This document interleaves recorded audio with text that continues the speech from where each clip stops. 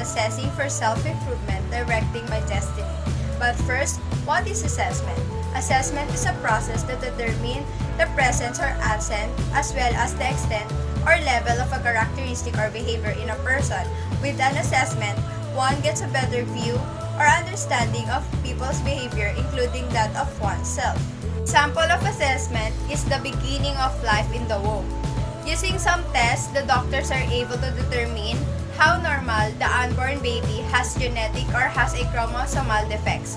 So in doing an assessment tools, they are using the measures or data gathering tools.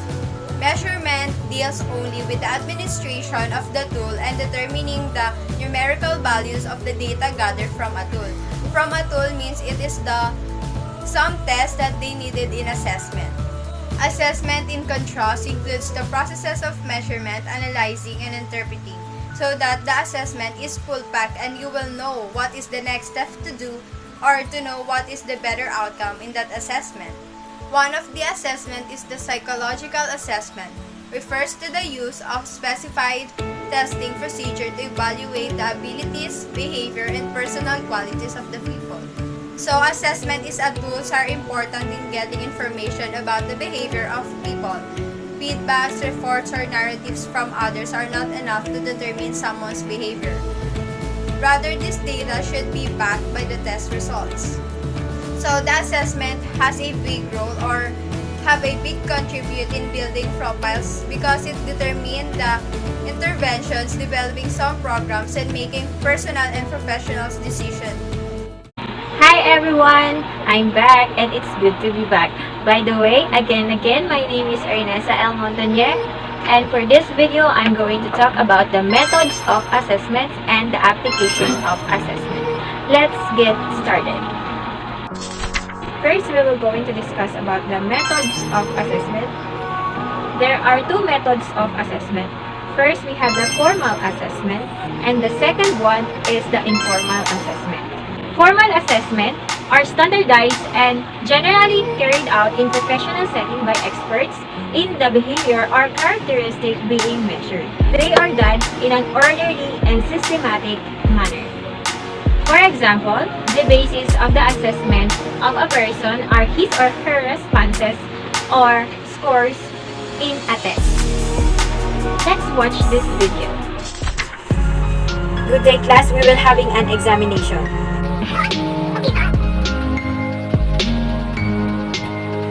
2 hours later. I will call your names and tell your scores. Ruby, Yes, ma'am. you got 50 over 50. Congratulations. We can say that it is a formal assessment because it has a systematic manner. When you say informal assessment are everyday assessments people make about themselves or about others. These assessments do not have to observe formal processes. The basis for assessing a person are unstructured or simply observations of his or her behaviors in informal settings. For example, a mother observed that her daughter doesn't do her homework.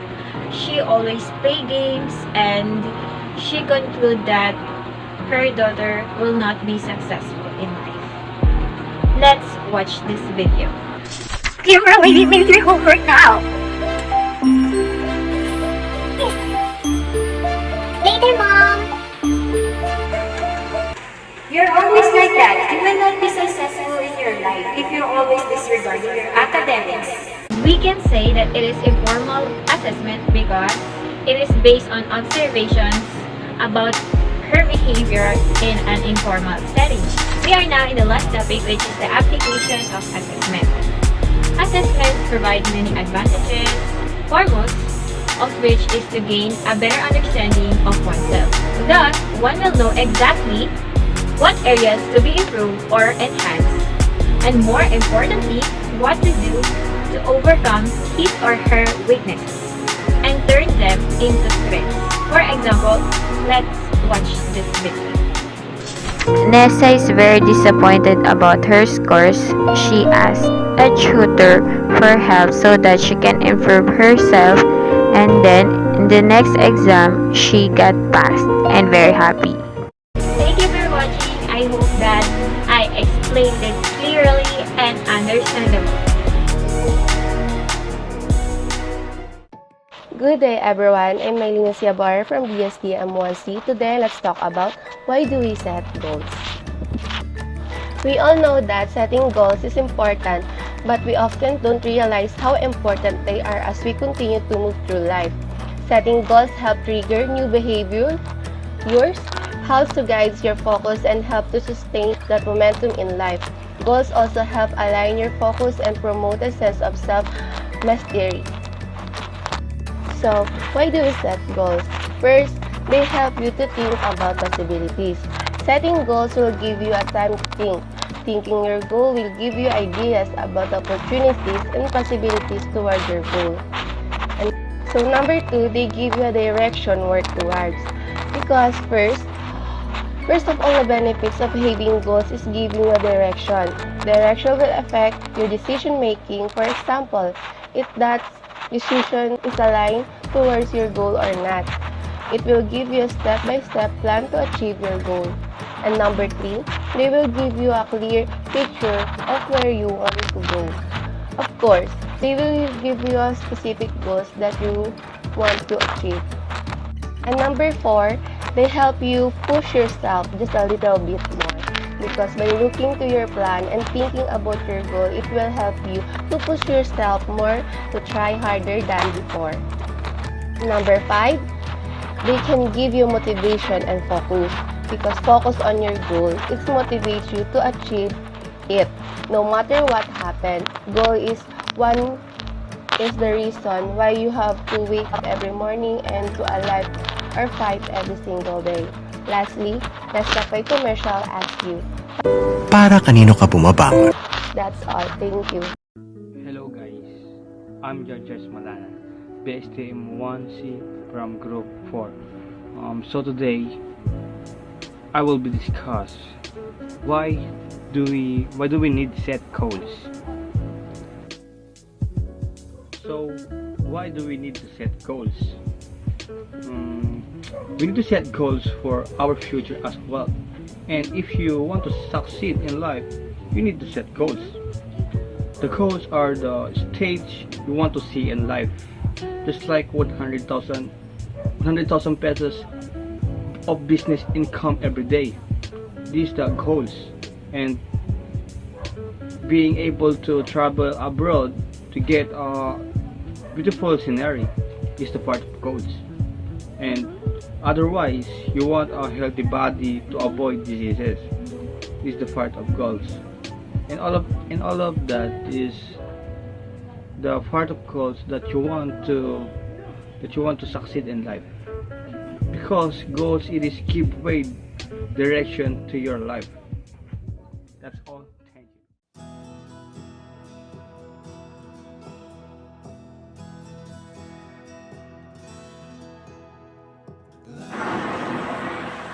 Good day everyone, my name is Joanna Marie N. Olvida from BS Tourism 1C. So today, I am going to discuss the meaning of planning. So what is planning? Planning is a process of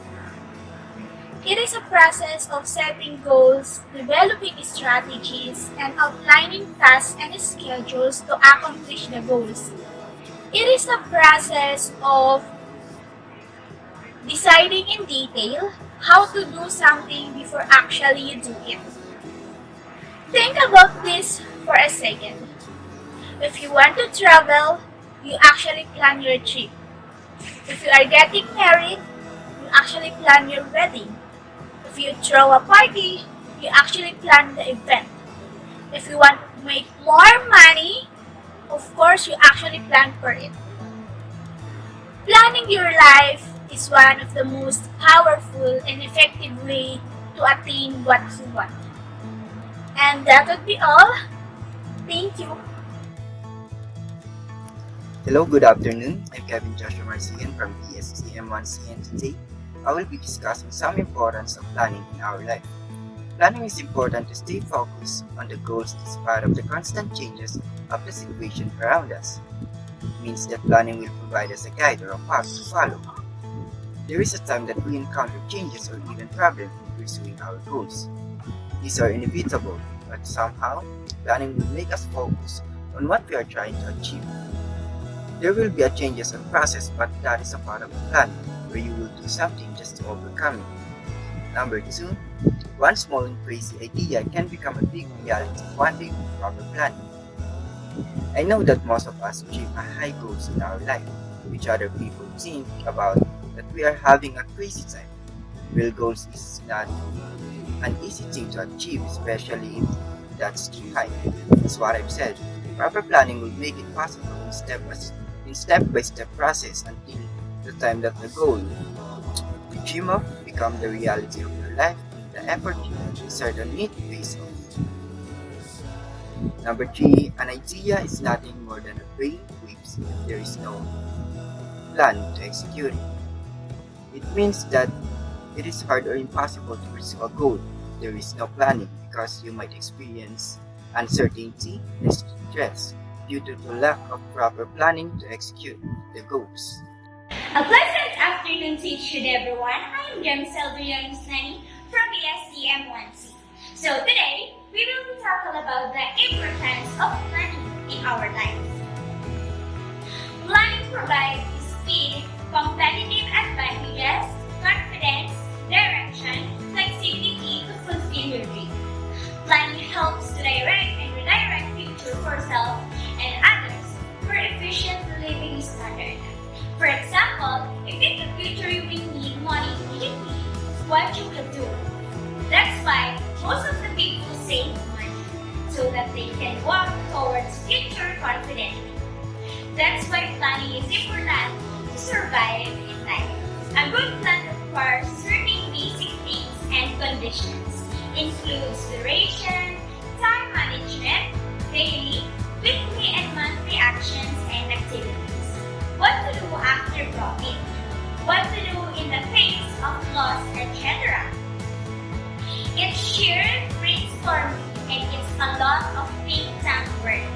You need to remember that any plan can fail and an expert can fail in planning. Planning is not guarantee of success, but it just stays you longer on the goal and reduce the burden brain on daily basis.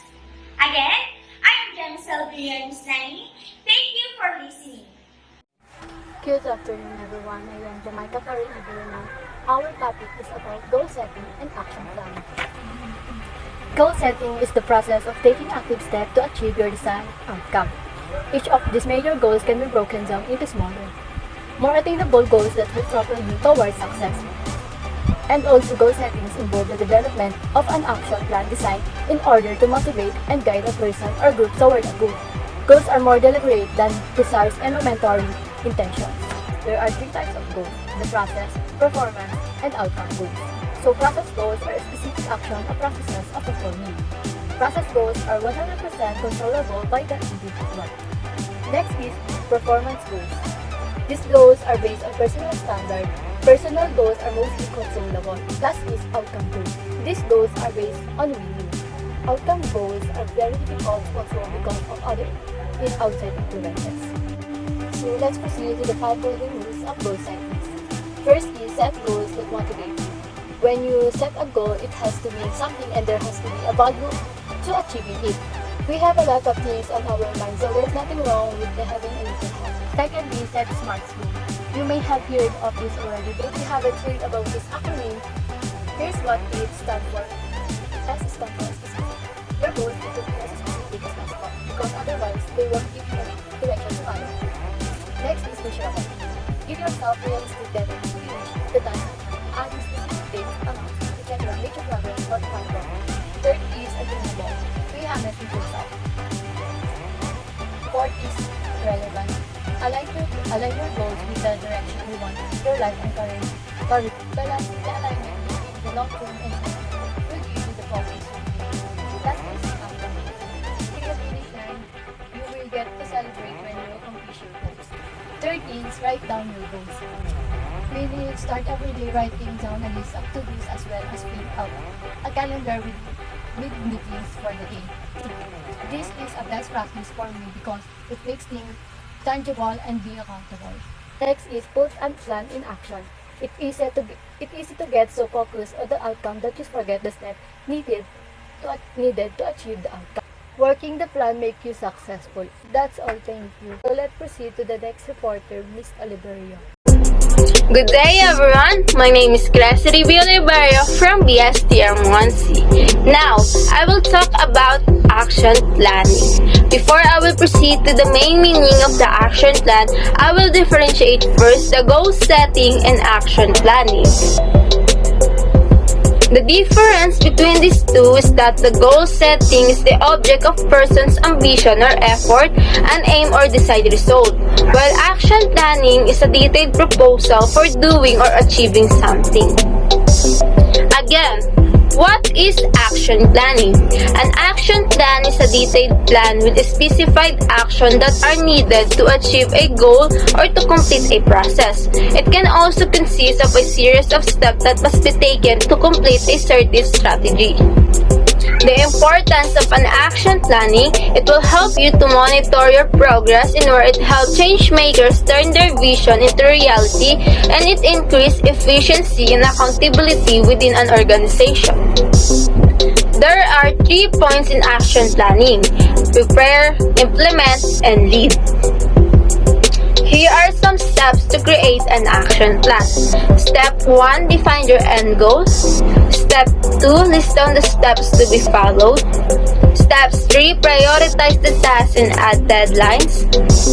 Step 4, set milestones. Step 5, identify the resources needed. Step 6, visualize your action plan. And lastly, step 7, monitor, evaluate, and update. That will be all for action planning. Thank you for giving time to listen, and I hope all of you learned something about action planning. See you again next time! Hi everyone! This is Maria Anja Timazon from BSCM 1C. And before we begin, I just have one question. How motivated you are? Are you one of the students feeling positive and prepared for a test they're about to take? Or you're just a positive thinker? If yes, you might have self-efficacy. According to psychologist Albert Bandura, he defined self-efficacy as people believes in their capabilities to exercise control over their own functioning and over events that affects their lives. Example, a man who is struggling to manage his chronic illness but feels confident that he can get back on the track and improve his health by working hard and following his doctor's recommendations. And there have 2 types of self-efficacy. They include self-satisfying and self-dissatisfying reactions to one's performance, and perceive self-efficacy for a goal attainment and readjustment of personal goals based on one's progress. People's beliefs in their efficacy are developed by 4 main sources of influence, including master experiences, vicarious experiences, verbal persuasion, self-efficacy, emotional and psychological states. Now, before everything else, I want you to remember this. You are braver than you believe, stronger than you seem, and smarter than you think. Again, this is Maria Anja Timazon from BSCM 1C.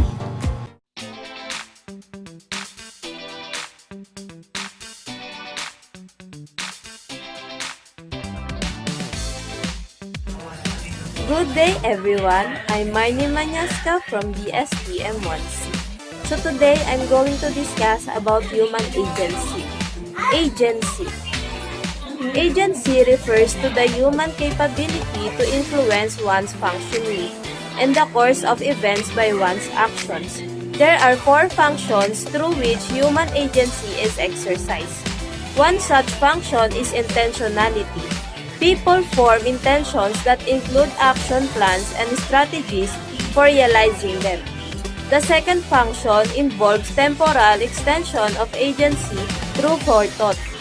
People set themselves goals and foresee likely outcomes of prospective actions to guide and motivate their efforts anticipatorily. The third agentic function is self-reactiveness. Agents are not only planners and forethinkers. They are also self-regulators. The fourth agentic function is self-reflectiveness. People are not only agents, they are self-examiners of their own functioning.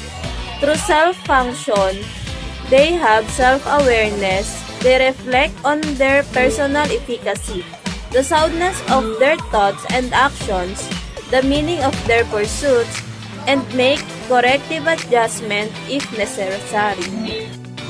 People exercise their influence through three forms of agency: the individual, proxy, and collective. In agency exercise, individually, people bring their influence to bear on what they can control. In proxy agency, they influence others who have the resources, knowledge, and means to act on their behalf to secure the outcomes they desire. In the exercise of collective agency, people pool their knowledge, skills, and resources and act in concern to shape their future. That's all. Thank you for watching.